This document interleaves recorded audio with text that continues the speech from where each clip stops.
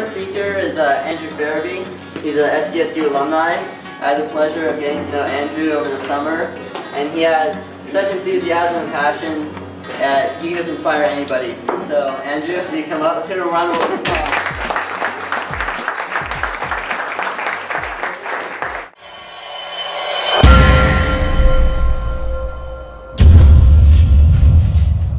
I took a few selfies here. It's mainly what I wanted to talk about is the power of selfies and how it can actually multiply your income if you take 3 selfies a day. This is actually the secret to wealth and success.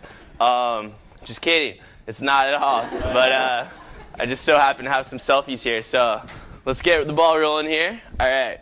So this is high school. These are my mentors in life. I surrounded myself with some awesome people. They didn't know that they were my mentors, but Johnny Knoxville and Bam Margera, these were my mentors. Also, we have me during this time facing some hardship. This hardship is parents getting divorced. I was in 8th grade when my parents got divorced. My dad was dating other people. My mom was dating other people. My brother had gone to college. So this kind of put me in an environment for the first time in my life where I could do this kind of stuff and no one could tell me I couldn't. And so the things that I was doing at this time was like I was heavy into alcohol, I was heavy into drugs, and still am today actually. And just kidding. No, this is absolutely not. No, I'm not at all doing drugs, and drinking is to an absolute minimum. I actually write articles about that. But you can see here how your environment is really going to be shaped by who you surround yourself with. I surrounded myself with people who would do this kind of stuff. We would get in shopping carts. I'd have 2 Mickeys, and we would just go crash into curbs. And that's what I was doing with my life. Okay, so here we go. We have an eye-opener, and my mom is kind of seeing me get in trouble a lot. The cops are at my house often. I have a probation officer, and I'm really not doing much with my life. My mom says, listen, I'm half Filipino and half English, and so she sends me to the Philippines. Not as a way to be like, oh, you're never coming back, you ruined your opportunity. It was more like yo, you got to see like where we came from, and you got to see the family, and you got to see like what we and my family went through to get to here in Southern California. So here's Manila, and you can see there's 2 parts. Obviously, it's very rich, and there's also very poor. So here's Manila, the capital, and here's the outskirts of Manila. And I went to both places, but here's my eye-opening movement. Is we went to a community service event, and during this community service event, we were building houses for the poor, and it looked just like this picture. And I immediately was still a rebel at this time, so I escaped the whole community service act, and I went and played basketball with some kids. That sounded like much more fun. And during this time, I look and I notice that these kids are happy. And they're happier beyond like my own imagination. And they're half naked, almost, very much in this picture here. And just not, like illiterate, like lack of education, it's there. And here I am, I'm like looking at these kids, I'm like, why are they happy? Like, why can't I be happy? Like, what is going on here? Why wasn't I like them? And that's my eye-opener, is when I really started to see that.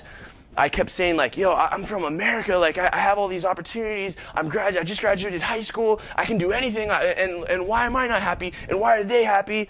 And that was when it really just kind of ticked for me. And that was when I really saw an opportunity for me to just, why am I not taking advantage of these opportunities? They're in front of me. These kids here would do anything in their like damn life to be where I am, which was just to be able to freely fly back to America, land, and go back to whatever it is that I wanted to do with my life. Anything. The future, anything could have happened. And so I land, and I go to a community college. So I didn't go, obviously I couldn't go to Ford University out of high school, and my mentors were Bam Margera and Johnny Knoxville. So I went to a community college, and here, this is actually the battle begins, because it wasn't all just, oh, sign up, and you take these courses, and then you just transfer. It was actually the craziest, like the hardest thing I ever done up until this time. I had moved from Temecula, California, grew up on like a little winery town, and then came down to San Diego. So Miramar College, I take the entrance exam, and I scored actually in like the bottom 10% of community college. So what that means is I was taking courses like pre-algebra in college. I was taking sentence structure classes when I was 18 and 19 years old. So I was literally learning where to put periods and commas when I was 18, 19 years old. I was doing math problems like 2x equals 10. It's 5. And that's what I was doing. And so I had to take 4 math classes and 4 English classes before I would even be able to take a class that would be a college class, even though I was out of college. So thankfully, you know, these community colleges have programs for guys like me who were very remedial and lower. And I obviously am getting A's in these courses. I'm like, yeah, A's in like English 13, like A in English, like math 91. And, okay, so I get Dean's honor list, I get A's, A's, A's. I go through the community college system. I transfer to I apply to San Diego State University, and I apply to Cal State San Marcos. I get denied by both. I was okay with San Marcos, so I was like, all right, cool. But San Diego State, that hurt. That was like a punch to my face because I really wanted to come here. I wanted the college experience. I wanted to live here. And I really, really just wanted to be a part of a university, like a college university where there's like people live here and there's like thousands of students, not like a transfer school. So what do? I don't stop. I obviously had gone and been to the Philippines, and I've been through that whole moment, and I took math classes with 2x equals 10, and I wasn't going to stop. So I go to San Diego State University. I come here to the admissions office over summer. It's 2010, and I just wait in the admissions office, and I just tell them, yeah, all right, here it is. Like, I need to come into this school because I like the Aztecs. I was actually born in San Diego, by the way. So I had like the dumbest reasons. So she says no, and I said no too. I was like, no, not at all, absolutely not. So I sit down. I was like, I need to speak to the director, as if it's like you're at like a retail store and you're like, I want to speak to the manager. And that doesn't really work here. Like, they're not really like, oh, let me get the manager. It was like, oh, well, he's not here. So I was like, all right, well, I'm just going to sit down here. And I sat down in the admissions office for about 5 hours, and finally he's there. Obviously, I could see him. She lied to me. And I tell him, yeah, listen, I'm going to be the best Aztec ever. I'm going to come here. I'm going to live here. I'm going to work here. I'm going to join organizations, and I'm just going to crush it. Yep. And he's just like, what? Are you kidding me? Like, he kind of not taking me seriously. And he's like, all right, cool. Like, there's actually 60,000 applicants, and there's only 10,000 transfer students that we're allowing, and a lot of them had 4.0s. I was like, boy, I went to the Philippines. You don't understand. And, like, he really wasn't... He wasn't buying me at that moment, but 2 weeks later, I get accepted to San Diego State University, and that was like the time of my life. Like, getting that letter was like, woo! I know. And I was really excited. And I remember it was like here, you know, it's fall semester, so it'd be like about right now kind of, and you have all the booths of all the organizations, everything's cracking, everything's like, oh, all these organizations. And I wanted to do what I said. So I was like I was getting all these flyers. I was like a little kid at Disneyland, like just getting candy. And so I get all of these organizations, and in fact, I only joined one that semester, which was probably the most important one. But I rushed a fraternity, and that seemed to be like probably like the best, gave me the best opportunity, and it really developed my personality, developed who I am, and it gave me an opportunity to speak in front of 100 guys like almost all the time, and that leads to like some future positions and build up my skills. I really enjoyed that. Next semester, I joined ES. And here's some cool people here. There's a lot of people in here, maybe. So I remember this, and this was like a pretty cool moment for me. I like this. That's the mayor of San Diego. Yeah. And I think Greg set that up. He's right here. And so that was a moment for me. And for you guys, like the lessons of San Diego State University, if I'm just going to like spit out some knowledge on this, it's like get involved. Like, who's not involved, you're wasting your time. I'll just be straightforward. You can not like me for saying that, but if you're not getting involved at San Diego State University, like there's so much organization, there's so many awesome people, 35,000 students, there's so much like opportunity here, and just immerse yourself in that. Get involved. If you're in a relationship, it's probably holding you back. Just gonna throw it out there, and like just really immerse yourself into the environment. There's 35,000 students. You can't go wrong. Get yourself involved. Lead some organizations. Be the best that you can be. And when you graduate, you're gonna realize that it's not so much about your degree that matters, because there's going to be thousands of people who have degrees, obviously, but it's going to be about the people. It's going to be about the people you met. It's going to be about the books that you read. It's going to be about what you did while you're on campus. That's going to matter most. That's going to be the meat and potatoes of your interview if you're trying to get a job.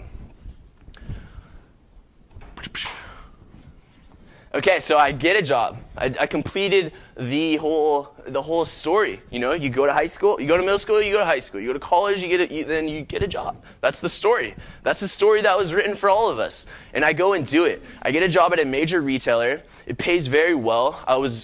Had benefits. I had money. I was like looking at condos. I was like looking at buying a BMW. I was like, yeah, like I'm gonna just live it up now. Like this is life. Like I go to Vegas, I go downtown, I have money. I don't even have to look at my credit card statement because it's zero.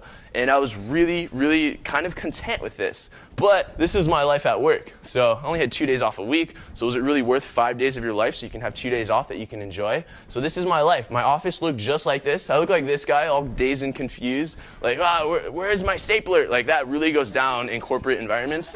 And so this was me here.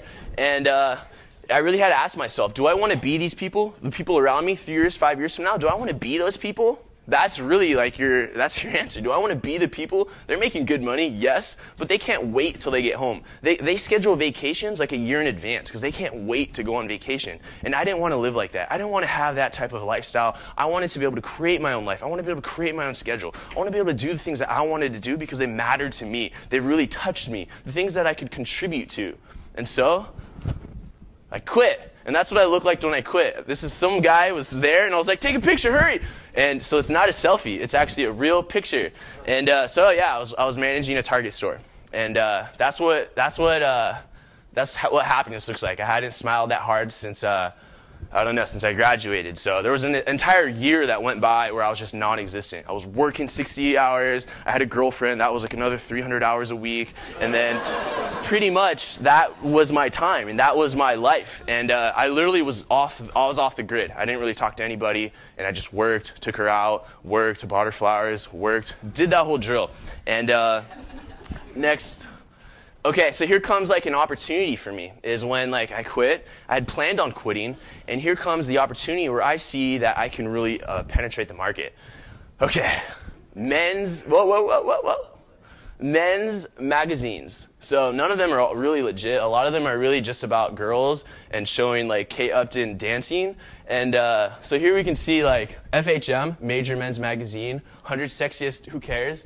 The sexiest girl on TV, I don't really care, man. Over here we have, this is like current stuff. I didn't like hunt for weird ads. This is just their screen page or their homepage. This is one over here is like Meet a Toad. Over here, AskMen.com, which is like my biggest competitor.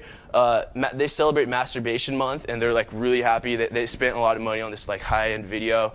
And so that's what they're doing. And it's like, I don't see that there's a men's website out there that's really contributing to men and helping them live better. And don't worry, girls, I have a plan for you guys later. It's coming up soon.